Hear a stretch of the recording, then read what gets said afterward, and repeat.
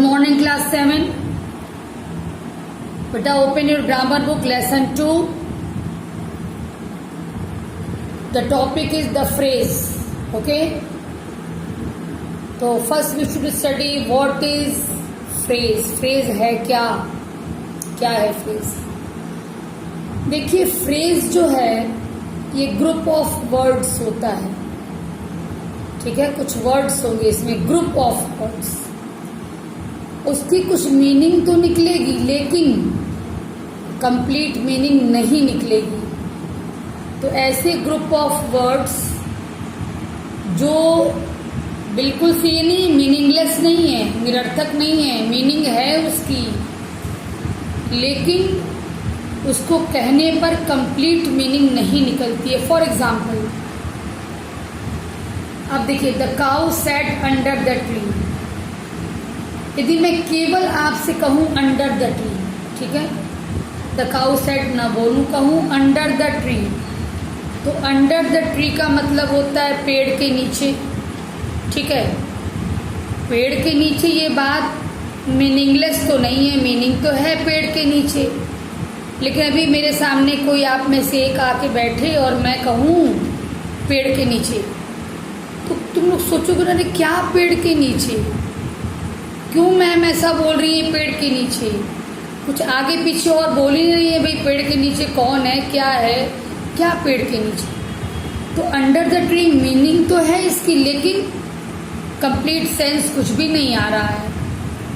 तो यदि मैं कहूँ कि I was standing under the tree, मैं पेड़ के नीचे खड़ी थी, चलो तब अंडर द ट्री की मीनिंग कंप्लीट हुई. इसी तरह से देखिए यहाँ पे दिया है the cow sat under the tree, गाय बैठी थी पेड़ के नीचे. तो चलो पेड़ के नीचे भाई क्या बात है, तो गाय बैठी थी, तो ये कंप्लीट मीनिंग अब हुआ इसका. लेकिन केवल अंडर द ट्री करने पर कोई भी क्लियर मीनिंग इसकी नहीं आ रही थी. ठीक है ना. तो ये होता है फ्रेज का मतलब कि ग्रुप ऑफ वर्ड्स उसमें होंगे, उसकी मीनिंग भी होगी, लेकिन कंप्लीट मीनिंग या कंप्लीट सेंस उससे नहीं निकलेगा. ठीक है. तो ये जो ग्रुप ऑफ वर्ड्स हैं जिसको हम फ्रेज कहा जा रहा है, there are 3 kinds of phrases: adjective phrase, adverb phrase and noun phrase.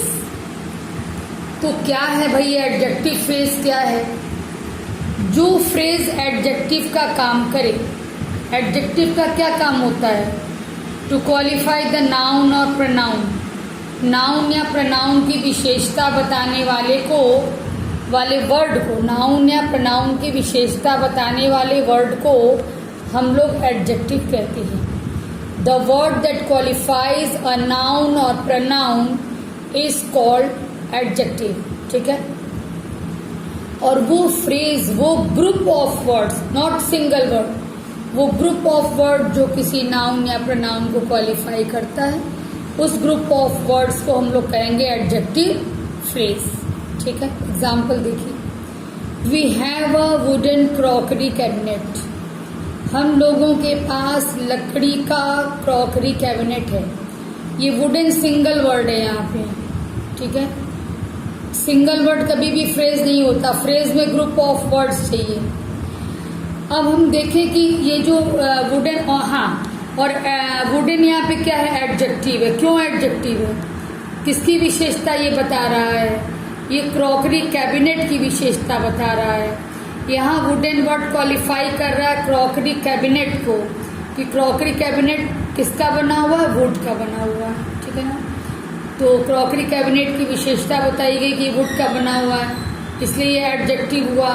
अब इस एडजेक्टिव की जगह एडजेक्टिव फ्रेज हमें लगाना है, यानी वुडन की जगह कुछ इस तरह का हम वर्ड्स नॉट वर्ड यूज करें कि मीनिंग तो यही निकले लेकिन सिंगल वर्ड ना हो. तो we have a crockery cabinet made of wood. देखिए वुडन का सेम मीनिंग है, मेड ऑफ वुड और वुडन दोनों की एक ही मीनिंग है. वुडन मतलब भी लकड़ी का बना हुआ, मेड ऑफ वुड मतलब भी लकड़ी का बना हुआ है ना.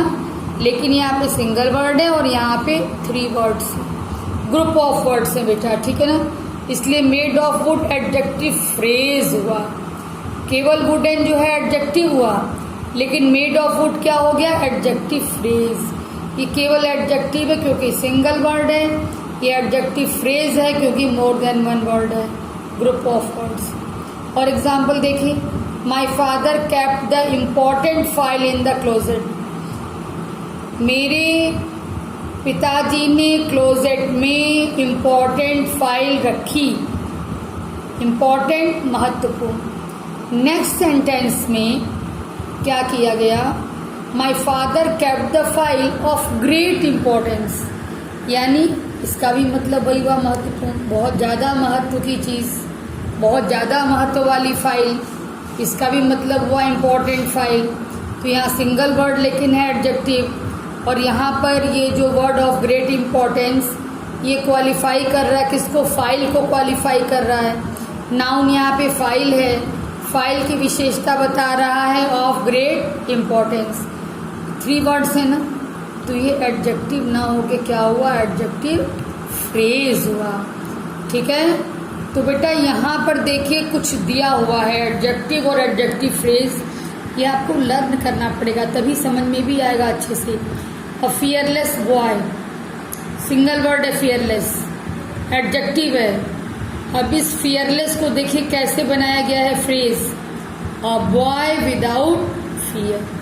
फियरलेस से क्या कर दिया, विदाउट फियर, लेकिन सेंटेंस का बेटा अरेंजमेंट भी चेंज हुआ है वर्ड्स का इसमें।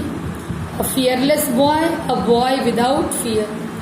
अ स्टोन केव, ठीक है, स्टोन की बनी हुई केव, देखिए उसी को कैसे किया गया, a cave made of stone. Stone cave का भी वही मीनिंग है, स्टोन का बना हुआ cave. Made, a cave made of stone, यानी स्टोन से बना हुआ केव, मीनिंग वही है। तो बेटा यहाँ जितना दिया है आपको रीडिंग करना, जैसे देखिए, a silken dress, a dress made of silk. A cruel person, a person of cruel nature. Cruel को देखिए कैसे लिखा गया, of cruel nature. Indian articles, articles made in India. A golden earring, a earring made of gold. A popular man, a man well liked by all. देख रहे हैं, popular लोकप्रिय single word है और कैसे फ्रेज बनाया, well liked by all. A populace town, populace town यानी जहाँ की जनसंख्या ज़्यादा है, अधिक जनसंख्या वाला टाउन। देखिए कैसे लिखा गया, पॉपुलस की जगह having a large population. Deserted यानी जहाँ कोई न रहता हो, अकेला, एकांत। A deserted village, a village without any inhabitants, कुछ अलग तरीके से है बेटा, इसलिए बार बार जब रीडिंग करोगे तभी माइंड में बैठेगा। A religious women, a women of religious nature. An experience professor, a professor of experience, ठीक है। ये एडजेक्टिव से कैसे एडजेक्टिव फ्रेज बनाया गया है।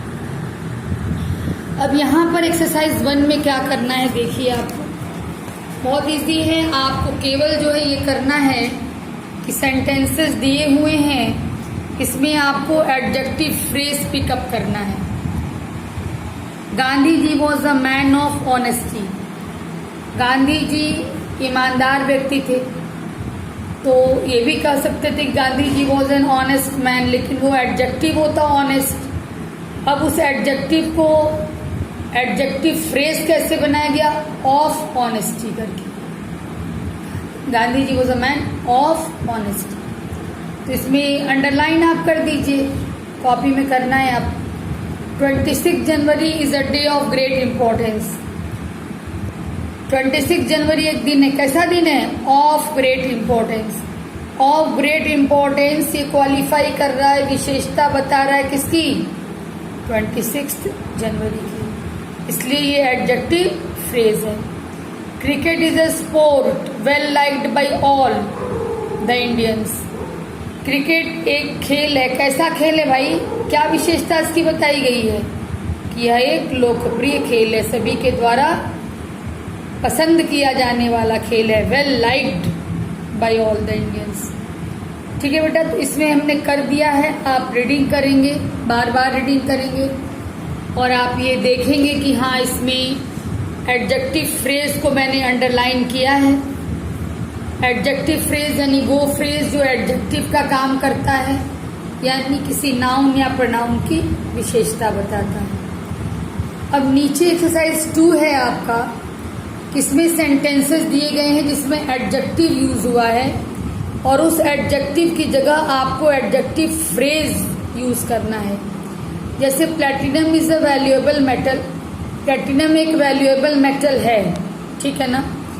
तो इसको हम कैसे, वैल्यूएबल तो एडजेक्टिव हो गया लेकिन बनाना है एडजेक्टिव फ्रेज, तो platinum is a metal of great value, तो वैल्यूएबल की जगह हो जाएगा ग्रेट वैल्यू, ठीक है ना। तो ये एक्सरसाइज देखिए मैंने सॉल्व किया है, आप बार बार इसको रीडिंग करिएगा तो आपके दिमाग में बैठेगा, तो इसको आप सॉल्व करिएगा एक्सरसाइज 2 को, ठीक है। सॉल्यूशन आपको दिया जा रहा है, कॉपी में करना है आपको। एक्सरसाइज 1B 2B ये सब कॉपी में आपको करना है और इसके आगे मैं समझा दे रही हूँ आपको आगे भी, ठीक है ना। एडवर्ब फ्रेज भी मैं समझा रही हूँ आपको। देखिए जैसे एडजेक्टिव फ्रेज का मतलब था कि वो फ्रेज जो एडजेक्टिव का काम करे, ऐसे ही एडवर्ब फ्रेज का मतलब है कि वो फ्रेज जो एडवर्ब का काम करे। अब समस्या है कि आप भूल गए होंगे कि एडवर्ब क्या है। जैसे मैंने एडजेक्टिव के बारे में समझाया कि एडजेक्टिव जो है वो वर्ड होता है जो नाउन या प्रोनाउन को क्वालिफाई करता है, ठीक है। ऐसे ही एडवर्ब वो वर्ड होता है जो किसी वर्ब समझ रहे हो ना, किसी वर्ब को या किसी एडजेक्टिव को या किसी दूसरे एडवर्ब को क्वालिफाई कर। देखिए यहाँ मैं एक बार लिखती हूँ ये किसको किसको क्वालिफाई करता है। तो एडवर्ब फ्रेज जो है वो क्वालिफाई करेगा, हालांकि इसमें फ्रेज के बारे में दिया है एडवर्ब के बारे में नहीं, लेकिन फिर भी मैं बताती हूँ किसको किसको क्वालिफाई करेगा। ये क्वालिफाई कर सकता है वर्ब को, ये क्वालिफाई कर सकता है एडजेक्टिव को, और ये क्वालिफाई कर सकता है अनदर एडवर्ब को, ठीक है ना। एडवर्ब का मतलब यही होता है बेटा, एक एडवर्ब जो है केवल एडवर्ब वो वर्ब को भी क्वालिफाई करता है, एडजेक्टिव को भी क्वालिफाई करता है या अनदर एडवर्ब को भी क्वालिफाई करता है। तो एडवर्ब फ्रेज क्या है? एडवर्ब फ्रेज वो ग्रुप ऑफ वर्ड है जो एडवर्ब का काम करे, दैट मीन्स जो वर्ब एडजेक्टिव या अनदर एडवर्ब को क्वालिफाई करे। अब देखिए जरा एग्जाम्पल समझाती हूँ, समझिए।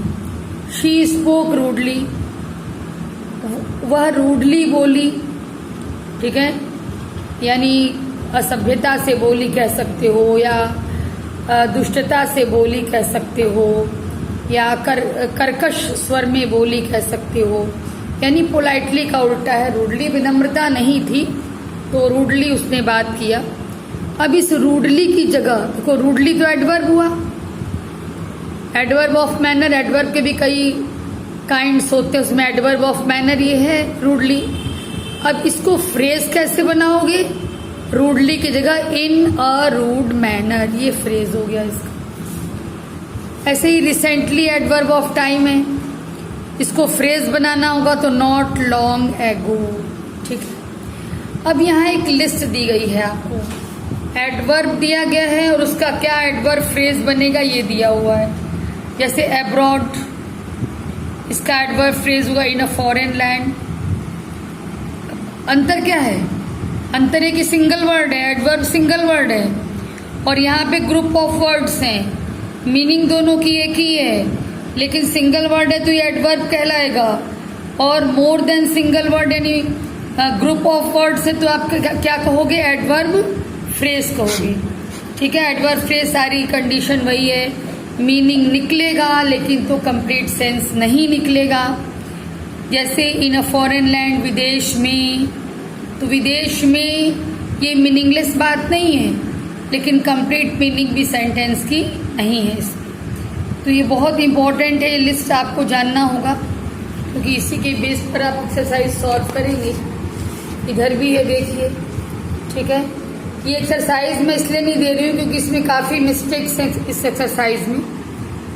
कभी मैं अपनी तरफ से एक्सरसाइज बना के आपसे करा लूँगी, लेकिन ये आपको लर्न होना चाहिए। अब आगे भी सुन लीजिए, फिर मैं बताती हूँ क्या क्या होमवर्क आपको कॉपी में करना है। अब जैसे एडजेक्टिव फ्रेज का मतलब निकला कि जो फ्रेज एडजेक्टिव का काम करे। एडवर्ब फ्रेज का मतलब निकला कि जो फ्रेज एडवर्ब का काम करे। अब नाउन फ्रेज का मतलब है कि जो फ्रेज नाउन का काम करे, ठीक है। एग्जाम्पल देखिए, आई लव, मुझे पसंद है। अब मैं आपसे कहूँ कि मुझे पसंद है, अरे भाई तो क्या पसंद है, आप पूछोगे ना क्या पसंद है, और क्या का जवाब जो होता है, क्या की रिप्लाई जो होती है वो नाउन होती है। Reading story books, story books पढ़ना, क्या पसंद है। अब तुम यदि कहते कि आइसक्रीम पसंद है तो आइसक्रीम केवल नाउन होता क्योंकि आइसक्रीम सिंगल वर्ड है। तुम कहते कि स्विमिंग पसंद है तो स्विमिंग वो भी नाउन होता क्योंकि सिंगल वर्ड है। अब जब यहाँ ग्रुप ऑफ वर्ड्स हो गया कि मुझे पसंद है, क्या पसंद है, reading story books, group of words हो गया तो ये नाउन न होके हो गया नाउन फ्रेज। तो नाउन की जगह जो फ्रेज आया वो क्या हुआ, नाउन फ्रेज। दे लाइक, उन्हें पसंद है, क्या पसंद है, टू प्ले क्रिकेट। यदि केवल क्रिकेट कहते तो वो नाउन होता, लेकिन टू प्ले क्रिकेट, क्रिकेट खेलना पसंद है तो ये टू प्ले क्रिकेट क्या हो गया, नाउन फ्रेज, ठीक है। इस तरह से आप देखिए, ये भी मैं समझाई दूँ। To make people understand the logic is difficult, लोगों को लॉजिक सिखाना, तर्क सिखाना, ये क्या कहते हैं, समझाना, तर्क समझाना, कोई भी तर्क समझाना ये एक डिफिकल्ट काम है, ठीक है। तो मान लो इसको पहले हम बंद करते हैं, इज डिफिकल्ट, कठिन है। क्या कठिन है, क्या का जवाब यहाँ से मिल रहा है, व्हाट की रिप्लाई मिल रही है, तो व्हाट की जो रिप्लाई होगी, व्हाट का जो आंसर होगा वो नाउन फ्रेज होगा। यदि ग्रुप ऑफ वर्ड है तो, और सिंगल वर्ड होगा तो नाउन होगा, ठीक है। तो बेटा इस तरह से आप मान लीजिए एग्जाम्पल तो आप पढ़ लेंगे, ठीक है। अब यहाँ पे देखिए है कि नाउन फ्रेज आपको अंडरलाइन करना है। तो to be late in school is indiscipline, अनुशासनहीनता है, क्या अनुशासनहीनता है, to be late in school. क्या का जवाब मिला, तो ये नाउन फ्रेज हुआ। जय विशेष, जय चाहता है, क्या चाहता है, देखिए क्या का जवाब मिल रहा है, कहाँ से मिल रहा है, टू कम फर्स्ट इन इस क्लास। तो क्या का जवाब देने वाला ये जो ग्रुप ऑफ वर्ड है वो क्या है, कौन सा फ्रेज है, ये नाउन फ्रेज है, ठीक है। आई एंजॉय, मैंने आनंद उठाया, अब मैं आनंद उठाता हूँ, किस चीज़ का भाई, क्या आनंद उठाते हो, प्लेइंग चाइनीज चेकर्स। तो इस तरह से बेटा इस पूरे में क्या का जवाब आपको मिला है, ये नाउन फ्रेज है, ये करना है आपको कॉपी में। और फिर यहाँ देखिए आपको नाउन फ्रेज फिल करना है, तो मैंने फिल कर दिया है। था इज अ रिस्क, खतरा है, क्या खतरा है, to get on a moving bus, क्या खतरा है भाई, तो चलती हुई बस में चढ़ना। डू यू माइंड, क्या तुम्हें बुरा लगेगा, ड्राइविंग दिस कार, इस कार को चलाना, या to carry this bag for me, या मेरे लिए इस बैग को ढोना, ठीक है। तो ये मैंने फिल कर दिया है, आपको फिल करना और रीडिंग करना है कई बार ताकि आप समझ सके इसको। दे लव, उन लोगों को पसंद है, क्या पसंद है भाई, to visit hilly areas. What का रिप्लाई मिल रहा है, इज अ टफ जॉब, कठिन काम है, क्या कठिन काम है, टू स्टैंड फर्स्ट, फर्स्ट आना, क्लास में फर्स्ट आना, क्लास में फर्स्ट स्टैंड करना, ठीक है। तो ये सारा एक्सरसाइज बेटा मैंने सॉल्व किया है, सब में व्हाट का जवाब आपको मिल रहा है। अब ये जो एक्सरसाइज है इसमें ये है कि फ्रेजेस दिए हैं, आपको ये पता करना है कि ये फ्रेजेस नाउन फ्रेज हैं कि एडजेक्टिव फ्रेज हैं कि एडवर्ब फ्रेज हैं। चलिए, flying in the sky is a unique experience. पहले ये अंडरलाइंड जो है या इटैलिक्स में जो है इसको छिपा दीजिए। इज अ यूनिक एक्सपीरियंस, एक अद्वितीय अनुभव है। क्या अद्वितीय अनुभव है? क्या का जवाब मिला? Flying in the sky. तो क्या का जवाब जो मिले तो वो कौन सा फ्रेज हो गया? नाउन फ्रेज हो गया। एंड मैंने लिखा है, आप कंप्लीट लिख लीजिएगा। पुट द ट्रंक, ट्रंक को रखो, रखो रखना वर्ब है, रखो। कैसे रखो? कहाँ रखो? इन अ प्रॉपर वे, सही तरीके से रखो। रखो कैसे रखो? सही तरीके से रखो। रखना की विशेषता बताई गई, यानी वर्ब की विशेषता बताई गई। रखना भाई काम एक हो गया ना बेटा, और कोई भी वर्ड जो किसी काम को बताता है, किसी कार्य के होने को बताता है, वो वर्ब होता है ना। तो वर्ब की विशेषता इसने बताया, पुट वर्ब है। कैसे पुट करो, कैसे रखो? इन अ प्रॉपर वे। तो वर्ब की विशेषता बताने वाला फ्रेज क्या हो गया? एडवर्ब हो गया। The car with broken window, ध्यान दो, कार कैसी कार भाई? टूटी खिड़की वाली कार। तो ये टूटी खिड़की किसकी विशेषता बता रहा है? कार की विशेषता बता रहा है। कार नाउन है, तो नाउन की विशेषता बताने वाला जो फ्रेज होगा, ध्यान दो, नाउन की विशेषता बताने वाला फ्रेज क्या होगा? Adjective phrase. The patient is patient है, कैसा है? Out of danger. Out of danger किसकी विशेषता बता रहा है? पेशेंट की विशेषता बता रहा है। ठीक है बेटा, इसलिए ये नाउन की विशेषता बता रहा है, इसलिए एडजेक्टिव फ्रेज हुआ। तो इस तरीके से इस सारे में आपको बस यही देखना है बेटा, यदि नाउन का काम कर रहा है तो नाउन फ्रेज, एडजेक्टिव का काम कर रहा है तो एडजेक्टिव फ्रेज, और वर्ब का काम एडवर्ब का काम कर रहा है तो एडवर्ब फ्रेज। अब आपको होमवर्क में क्या क्या करना है कॉपी पर, ये मैं आपको बता दे रही हूँ, आप इसको नोट करिए। देखिए, एक्सरसाइज 1 करना है कॉपी में, एक्सरसाइज 2 करना है कॉपी में, इसके बाद एक्सरसाइज 5 करना है कॉपी में,